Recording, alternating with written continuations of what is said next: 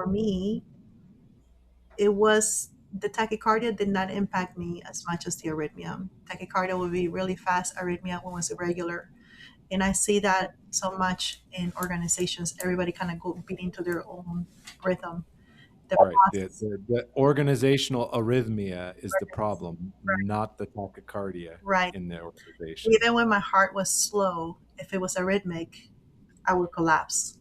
So I would say that pause, being gracious in that, is that reset so that everybody can get in the same rhythm again. And that allows organizations.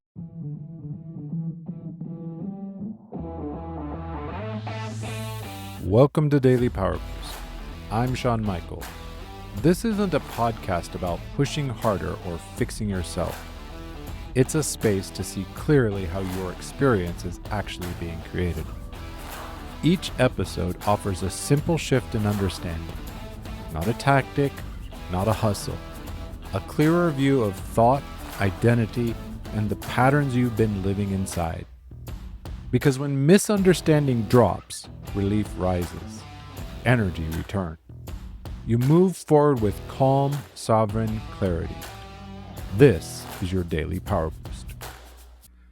Hello, everyone, and welcome back to Daily Power Boost. Today on Beyond the Boost, my guest doesn't just teach productivity, she actually teaches permission. Permission to feel, permission to choose differently, permission to build success that doesn't quietly cost you your nervous system. Today I'm joined by Hanna Bauer, founder of HEARTnomics, and her work is at the intersection of emotional literacy, leadership, and what actually happens inside people when the old ways of striving stop working. It's a conversation about the hidden economics of the heart, what we pay when we ignore it, and what becomes possible when we stop treating emotions like a liability. Hannah, I'm really glad you're here and I'm excited for our conversation. Oh, thank you so much for having me. Really appreciate it. And I'm excited to have this conversation with you. All right. So, to kick us off, when people first hear Heartnomics, Hmm. what problem were you actually trying to solve when you created this work and this brand? Survival. I think initially it was just like trying to survive. And I went deep into even my own personal growing up. It was this survival. So it just, I started seeing the parallels so much between being a leader, a business owner, entrepreneur, even mom, just the daily life, and really the desire of wanting to be something so much more, and yet the balancing act that feels like it's just trying to survive, that breath, that break, that permission to pause and really be courageous in maybe in different than what I was hearing the messages from even people that loved me, of what I was to do, how I was to pursue it. So that's where Heartnomics came in. Is the economy of the heart, knowing that there is a system, and it not only is it a very systematic, process oriented, but also it has heart, it has feelings, it has emotions. It embodies our entire humanity. Beautiful. What was it specifically you began to notice in high capacity people that perhaps others seem to be missing? Okay, so there's a couple of things. I would say even like when the whole concept of hardnomics, like the birth of hardnomics, for example, that just came to me. It was when I was, I remember I have been contacted by the hospital, the Children's Hospital, 20 years after a innovative surgery, my heart surgery, and I was actually listening to the doctor that performed the surgery along with the other surgeons doing part of the documentary. And of course, it's a person I highly admired because I mean, it was alive, right? That was crucial what he had done. So he was, I would say, one of the first leaders that I really got to not only see in times of uncertainty, not having the results that he wanted, but also in his persistence and hope of not only hoping for me, but really what eventually led to this innovative surgery at the time of the filming of the documentary had saved 3,000 other kids. So when I heard him, say that, like, well, what was it that you were trying to do? He says, well, we're just trying to keep her alive long enough for technology to catch up. In a sense, at that point, it's like when it hit me that it was really in a high performer like him, knowing that yes, there's processes and systems which they had to, right? It had to be very precise. It had to be very methodical. I mean, they were dealing with my life, me as a kid, but also the support system that came with that. It wasn't just that. It wasn't just science or technology or methodology or these things, which very much the technology that came with that, but the support that was right along. And for me, well, what was the support? Well, it was first of all love. It was the hope. It was the hope in light of like, hey, there's no cure, yet there was something even bigger inside of this entire team. I was observing, I was seeing that there were high hope leaders. There were leaders that also not they didn't disguise themselves from the reality, but they were looking at the reality and still seeing what could be some solutions that were around that. So, um, what did I see in high performers? I saw values based. I saw that high performing leaders are leaders that are also with they not only act but they have high values and they work through it to not only protect but also to innovate and come up with solutions for the future. And I was trying to remember from our first conversation and from my notes because I was like, wait, Hannah has a story. Like way before she wrote the book or created the HEARTnomics, there's a story. And you've touched on it. Yeah. So can you fill us in on that story, that those early years? What happened? So perfectly normal, fine. At 4 years old, I started suffering what seemed like, the syncope, so of passing out at 4 years old suddenly. And it became a diagnosis. Actually, at the time, it was a terminal diagnosis for heart disease, where they didn't have really a cause, root. It wasn't anything physical. As far as what they could know, but it was episodes, a condition that would make my heart go super fast, like tachycardia is what it was called. For those of you that may not be familiar with that, it's like, if you're in a treadmill, if you're running, that when your heart starts going fast, that's what my heart would do, except it wouldn't, there was nothing that really made it go fast. It could be a sneeze or just bent down wrong or in the middle of the night it would happen. But not only did it go fast, but it also was arrhythmic. So the arrhythmia was meaning abnormal. So if you're running, you may necessarily be out of breath because it's going fast. But if you notice when you stop running and if your heart starts going down, there's even a little bit like as it's regulating, that part really like just even takes the breath out of you even more than sometimes the running. So for me, it was a combination of both of those. So I lived, from the age of 4 until 14 with that condition. I had experienced 2 heart attacks at the age of 10. And from the time that we arrived to the US, and really spent the majority of my time in the CCU, the cardiac care unit. Things, like I said, it wasn't predictable.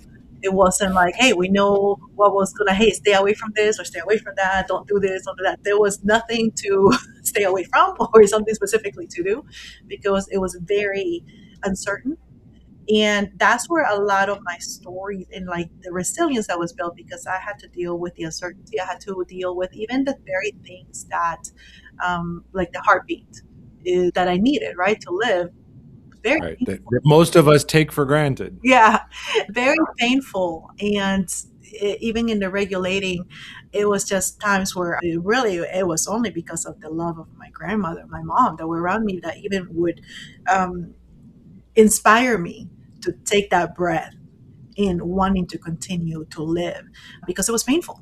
It was a very painful, debilitating disease. So, in the CCU, they tried a lot of different things. I mean, I had a heart cath before and it failed. I had an open heart surgery and it failed.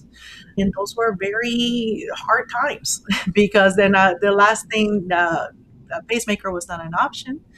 And the only thing left was a heart transplant. And the heart transplant would, at the time, would have given me about 10 more years to live if everything went well. And at that point, I would have been 22, 23 max.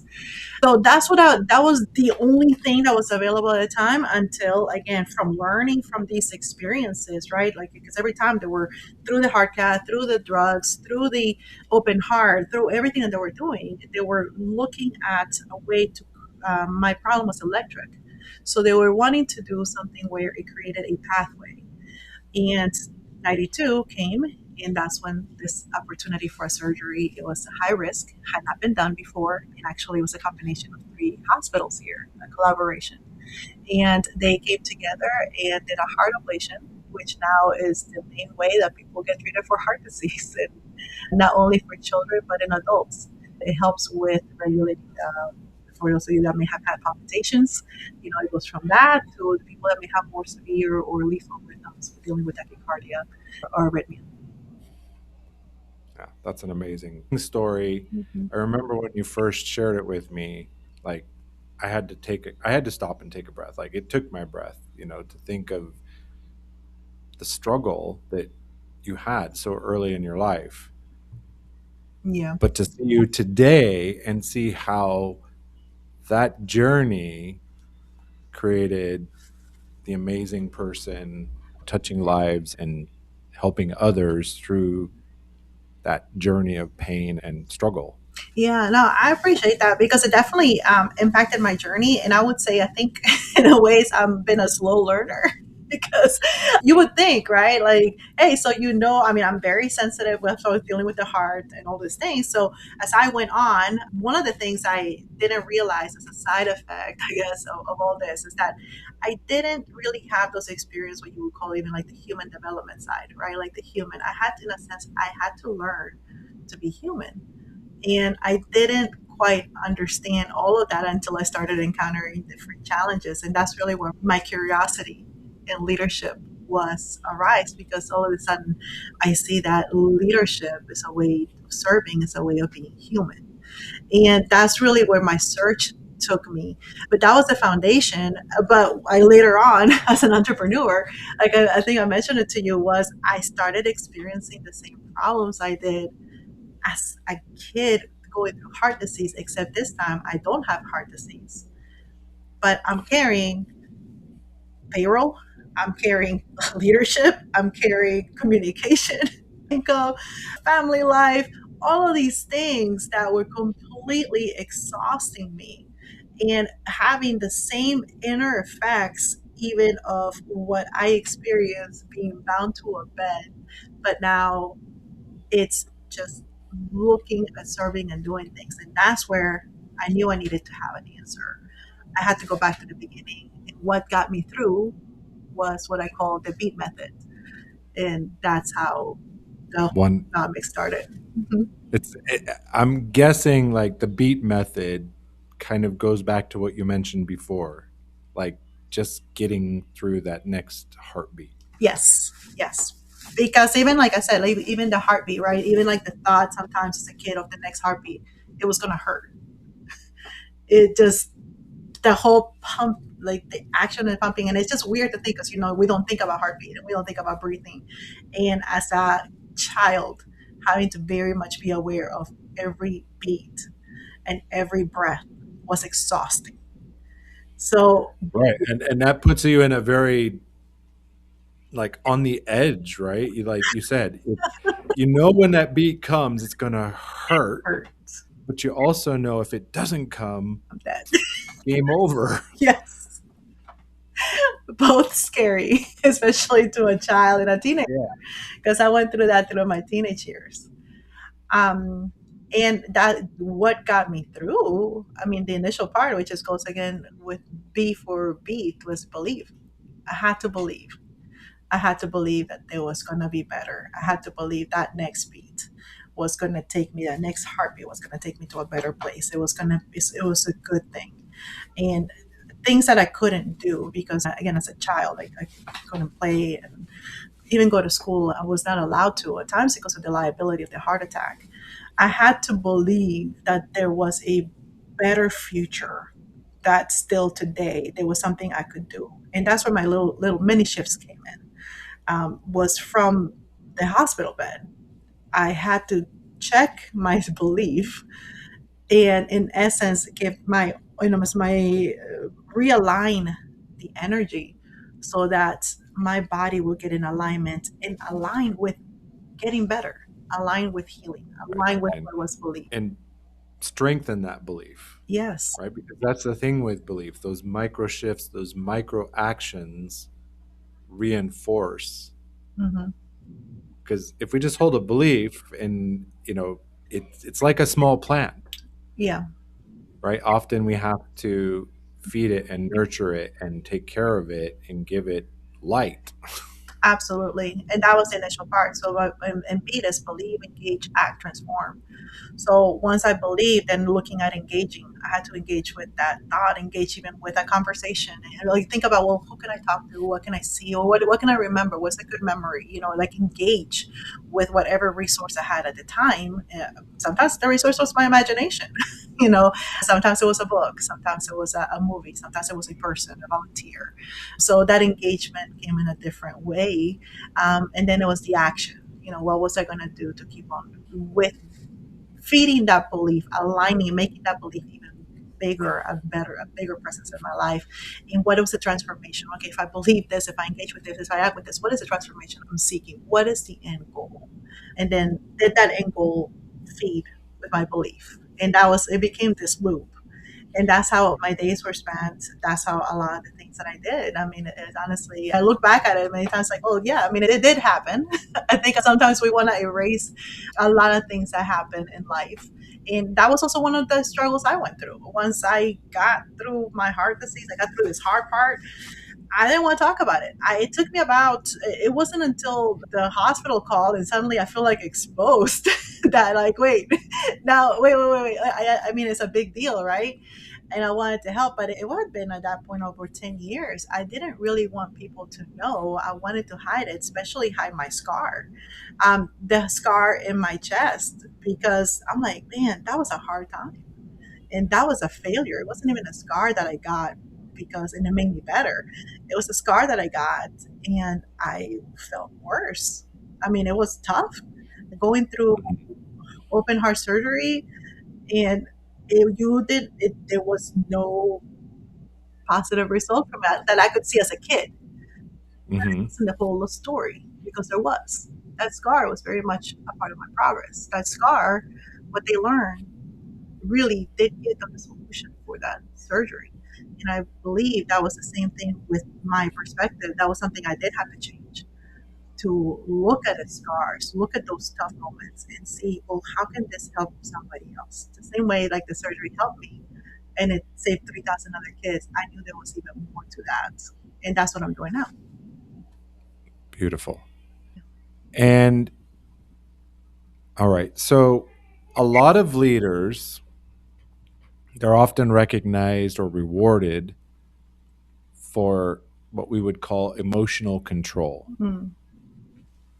What would you say is the cost of that long term?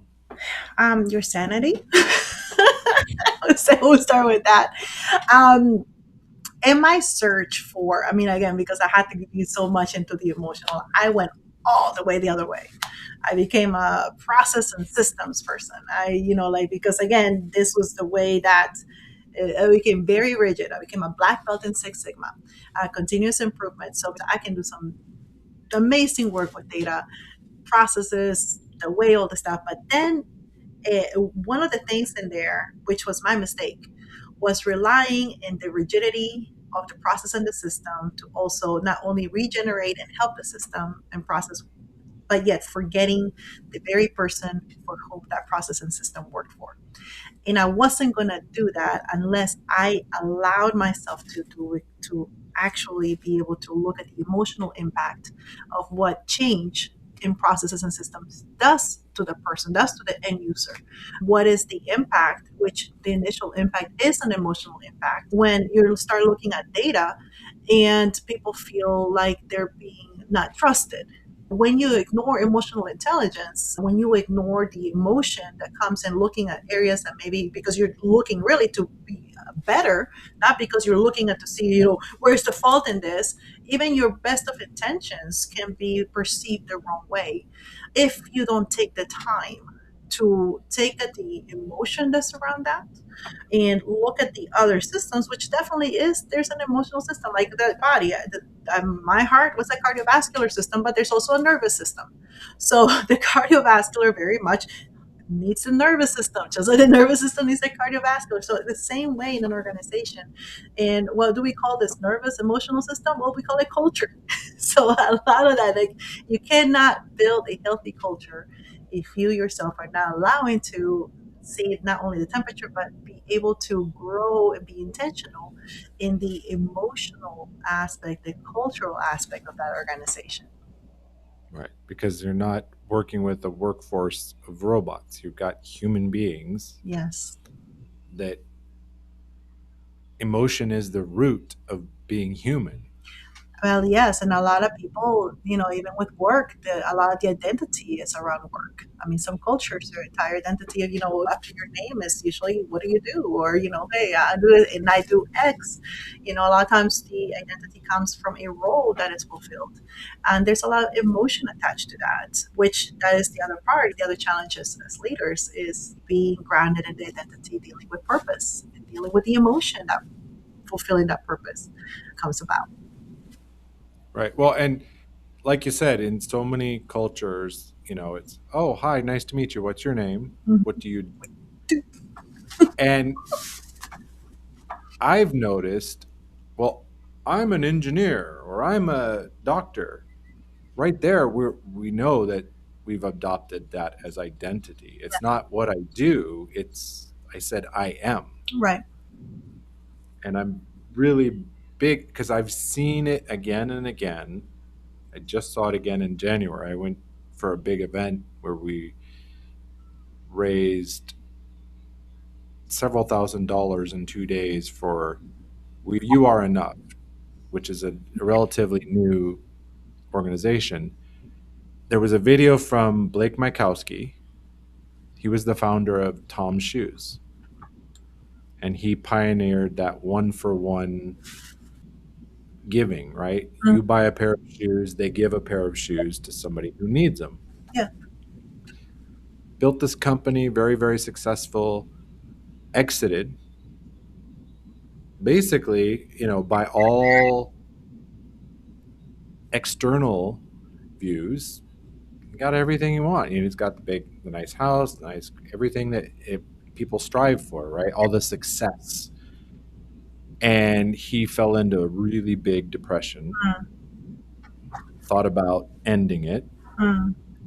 and then he did the inner work and realized he had this old wound of not feeling enough. Mm. And so that's why he launched this charity, because he wanted everybody to know you're enough. Yes. And the charity gives 100% of all money raised goes to mental health organizations to take care of mental health. But again, it was another story I saw where somebody had their whole identity was wrapped up in their career, their business, their startup, whatever. And when it was gone, they didn't know who they were, and they were lost. Yeah. And unfortunately, that is a common story. Uh, and it does take leadership to not only move away from that, but also build a nurturing environment where our teammates are away from that, because we're doing a disservice if we also only look at our groups, our teams, because of what they do. And a lot of times, and I see that it's easy to do, even with like when you have remote work and where it's basically your communication is on tasks.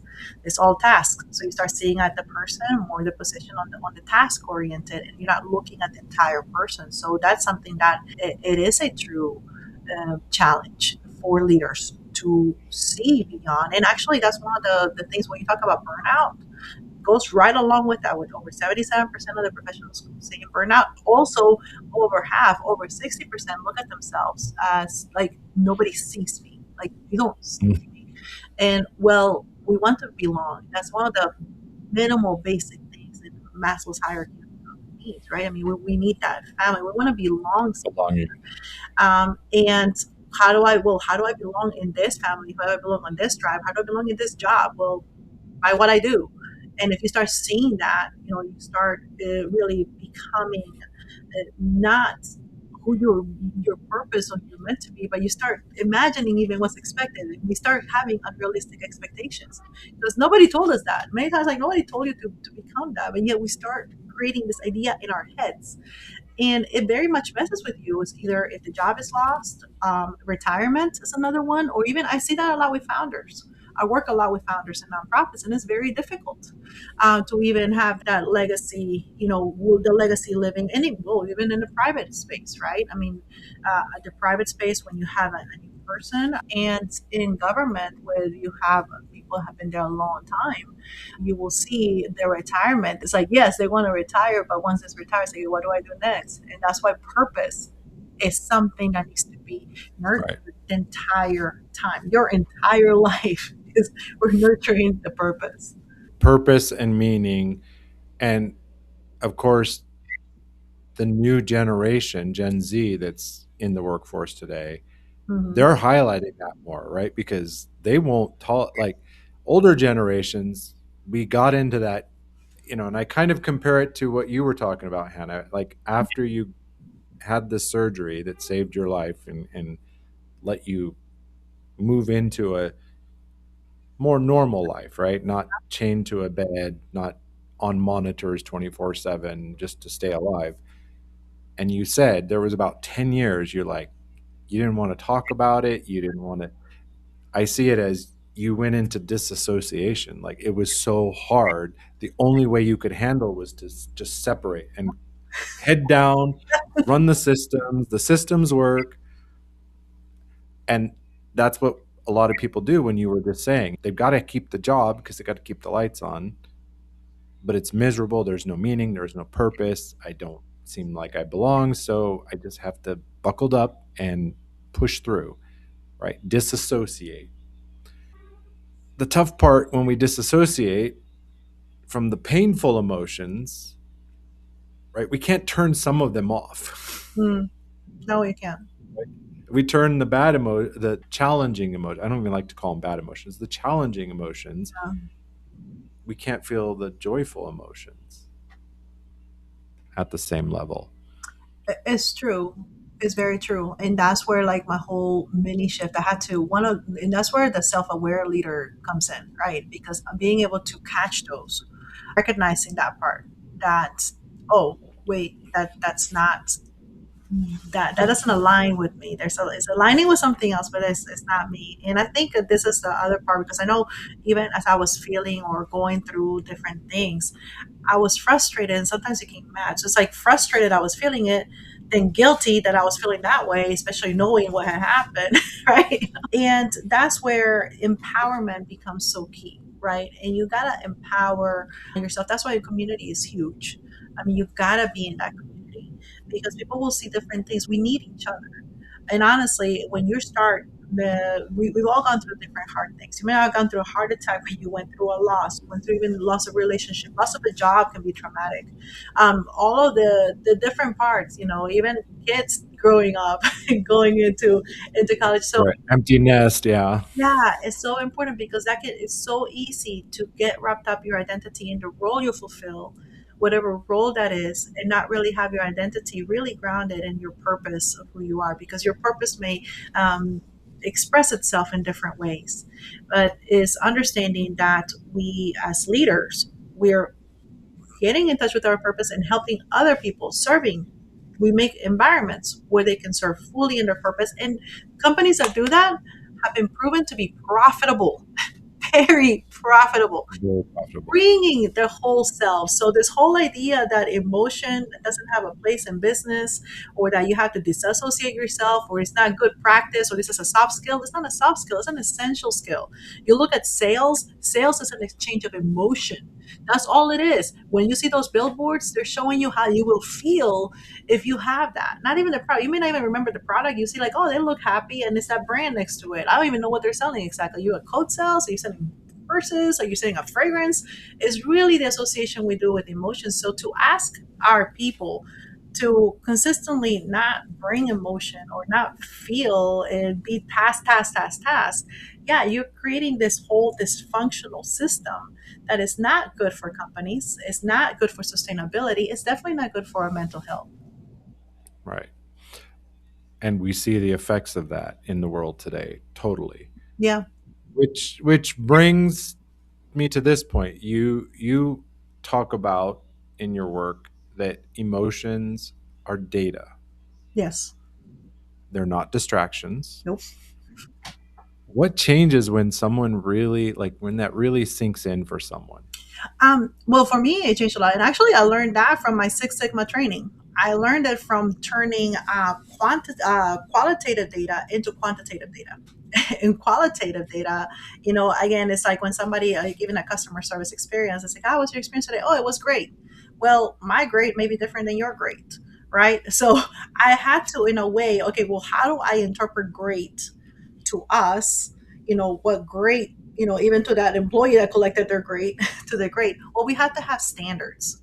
So we had to have a standard, and the standard was only a standard, only valuable as it impacted the mission or the vision of that organization. So when looking at data, right? I mean, what changes is understanding that not all data is data that you need, but you do need the data that is going to be crucial for mission, is mission critical.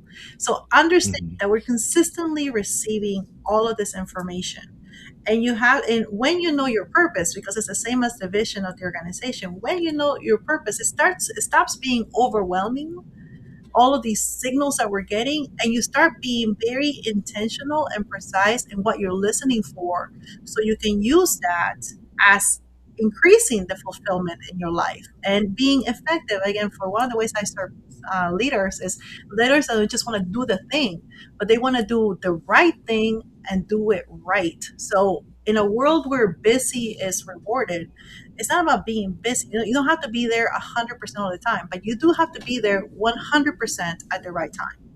So you need to know what that right time is for you. Data will let you know that, understanding what the feedback means to you in relation to your purpose, in relation to your fulfillment. It is crucial to really live an effective, fulfilled, and purposeful life.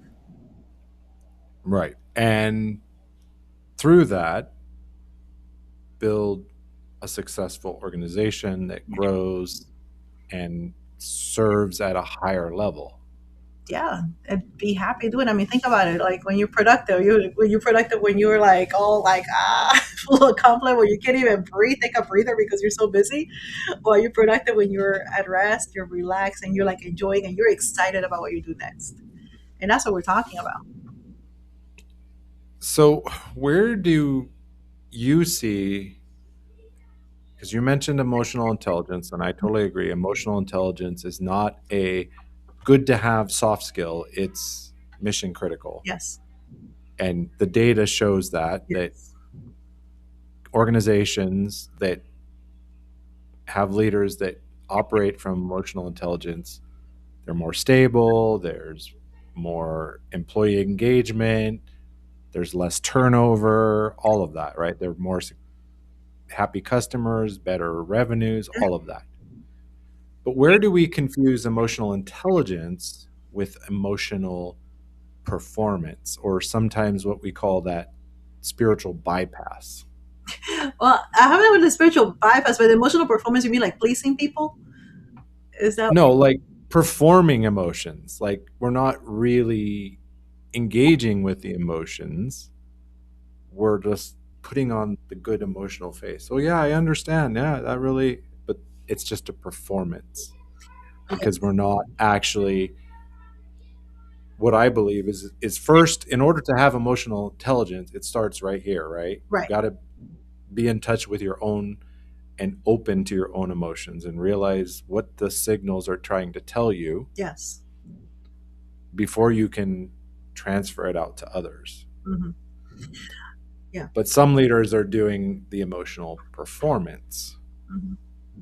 Oh, I I can tell you, I performed a lot with my heart disease because I did not want my mom to be hurt. I didn't want her to stop doing what she was doing. So there were many times where I would pretend I was fine, although I wasn't fine.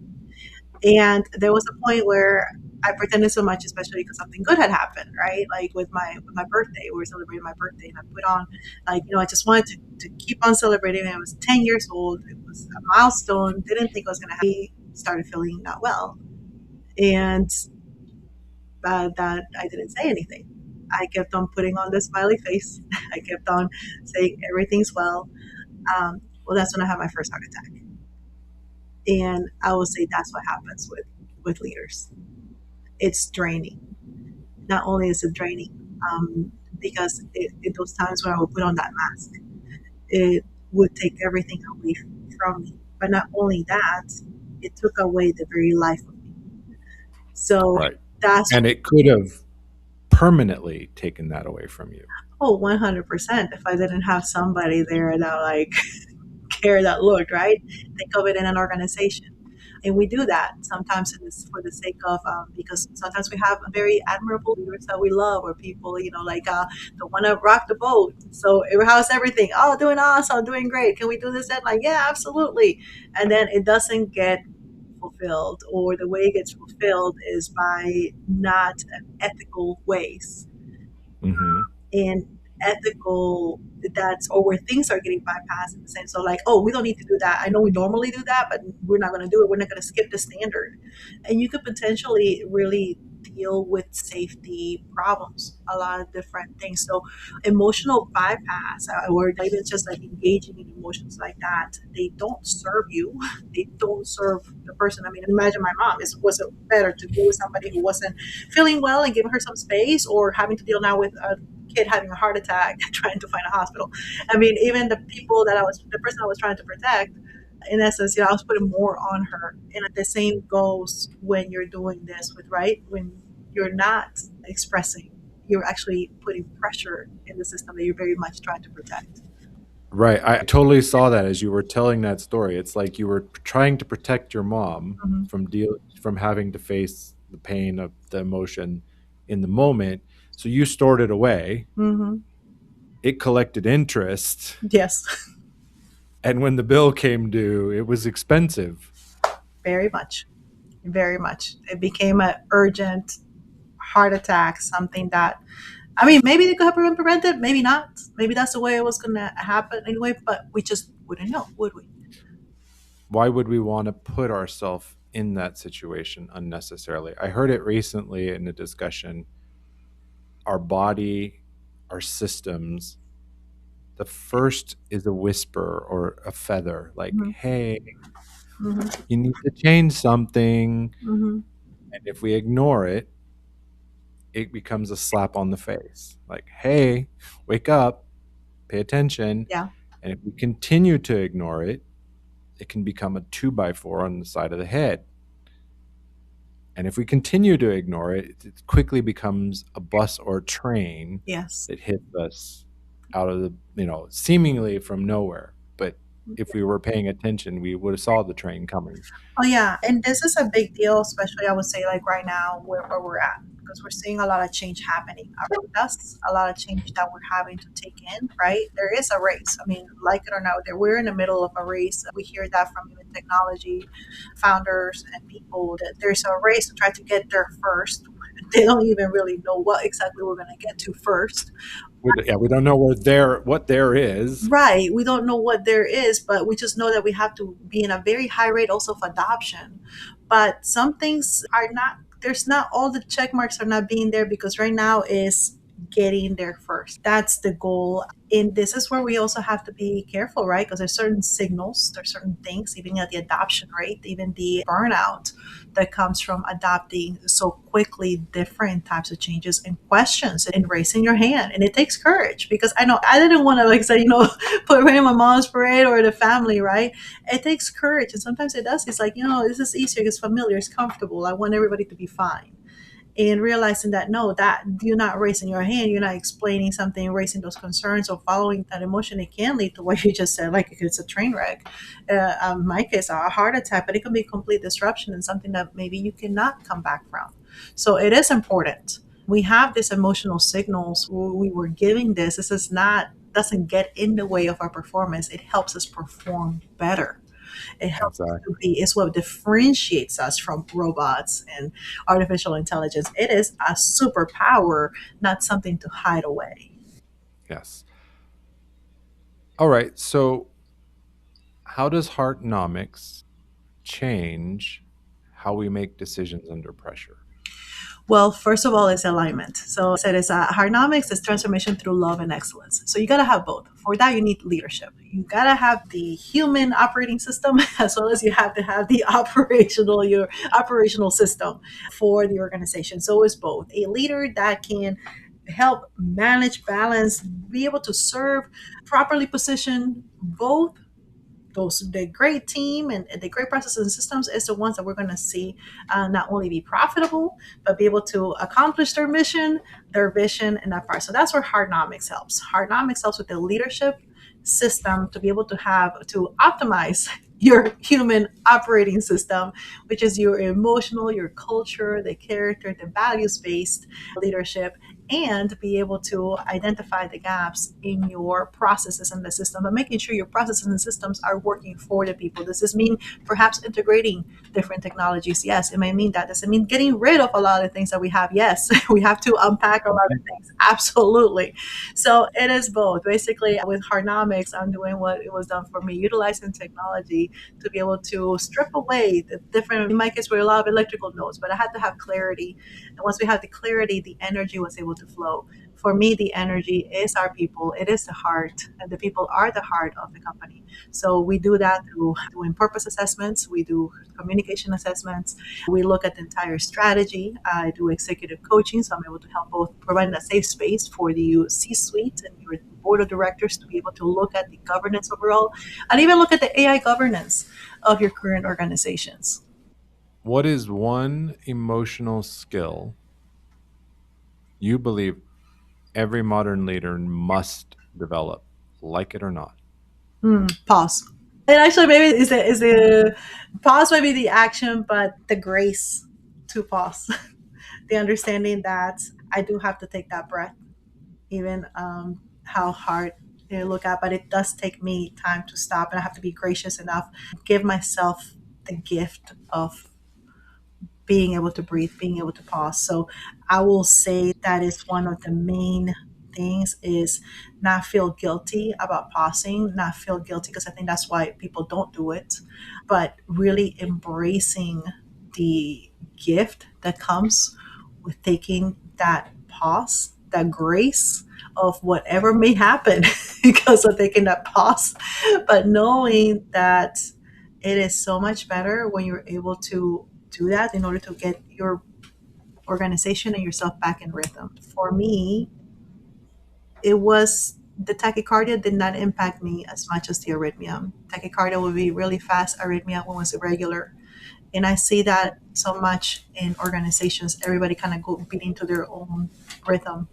The Right. process, The organizational arrhythmia is the problem, not the tachycardia right. in the organization. Even when my heart was slow, if it was arrhythmic, I would collapse. So I would say that pause, being gracious in that, is that reset so that everybody can get in the same rhythm again. And that allows the organization. So it is hard. I'm not going to deny it. It's hard. It sounds very simple, but it's hard to keep your composure and your grace when you have all these things and things coming in your phone and things and all kinds of stuff. Right. You've got the those above barking, where's the TPR reports, or customers screaming, when's my order being delivered? Blah blah. Yeah, it's like now, now, now, now, now, yesterday. Exactly. It takes courage. But I think that's a great metaphor, right? The tachycardia, the rush, the speed of trying to get things done, it's not the main problem, right? Hmm. Just like with burnout, it's not about the number of hours, because I've seen stories of founders that are putting in insane hours and they just keep going. They seem to have this unlimited well of energy and they don't burn out. But others barely touch that level of commitment and burn out. I think so. The arrhythmia, it's the, things aren't firing Correct. in the right order. Hmm. You think about it, when you run, your heart goes fast, but you can learn to breathe with it. Like there's a, even in the fast, sometimes desired, if not desired, you can learn to regulate through that. You can't do that in the arrhythmia. In the arrhythmia, it's kind of trying to catch your breath when you can. And that's the thing. When as a leader, when we need to set a rhythm to how we do work, every organization has their own rhythm. Every organization has their beat. Silos create those arrhythmias. When we create in silos, we are creating these differences. So it is that reset and knowing that rhythm of your organization as a leader. There's times we're going to have to go fast. We have to. But there's also times that we have to slow down. And when it's all over the place, there's times where we just pause, reset. Well, and like we illustrated before, you can choose to pause or something will happen and you'll pause anyway. Yeah, absolutely. We've seen that. One way or another, you're pausing. So Pause isn't it better to choose the pause? 100%. Here's a fun one. What embracing our emotions, you know, working through our emotions, what does that make possible that strategy alone just can't?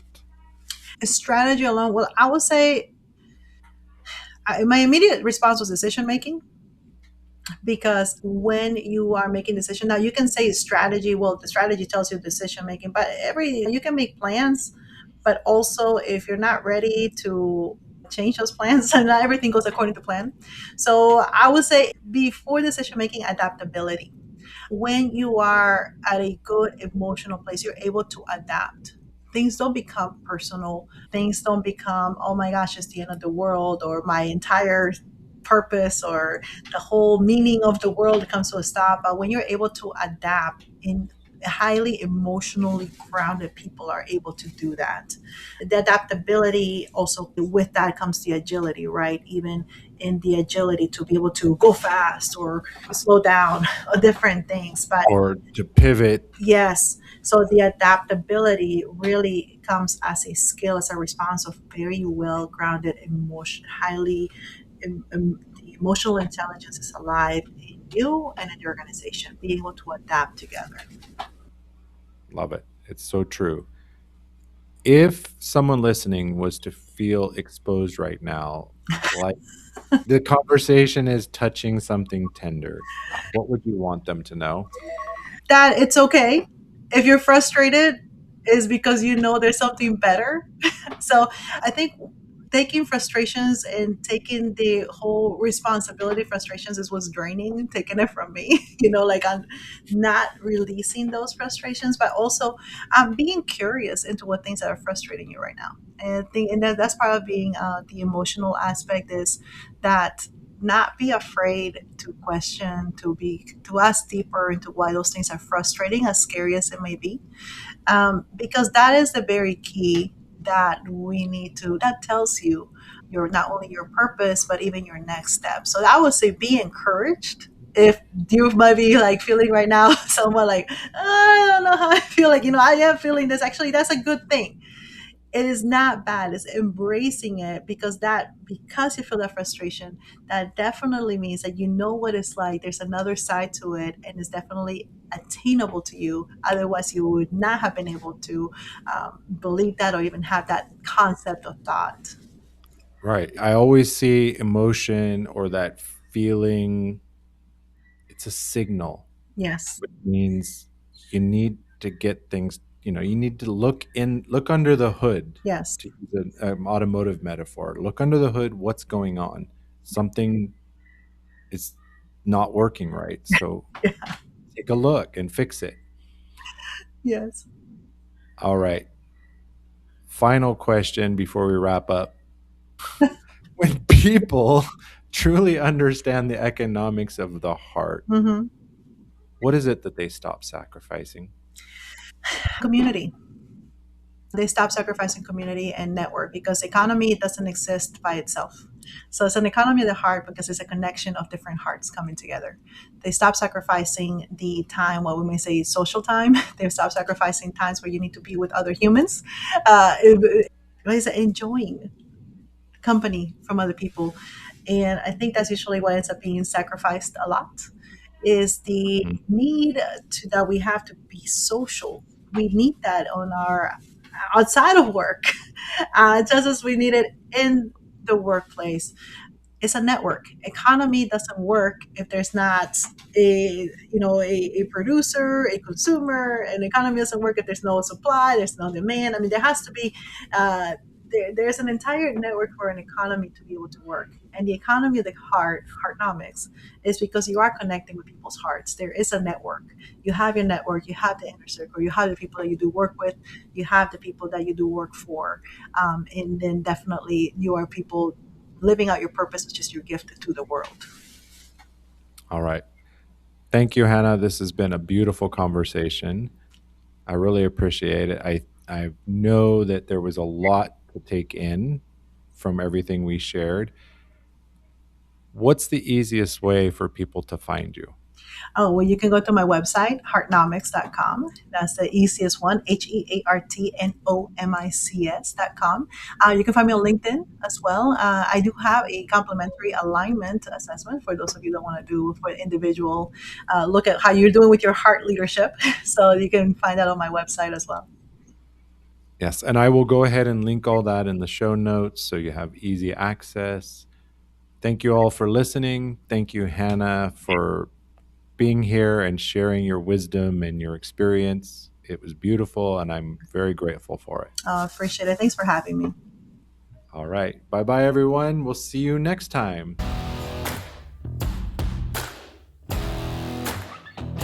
Thanks for tuning in to Daily Power Boost. Ignite your potential. Remember, transformation starts with action. So take today's insight, make it your own, and awaken your inner potential. Because remember, greatness begins within. Catch you tomorrow for your next Power Boost.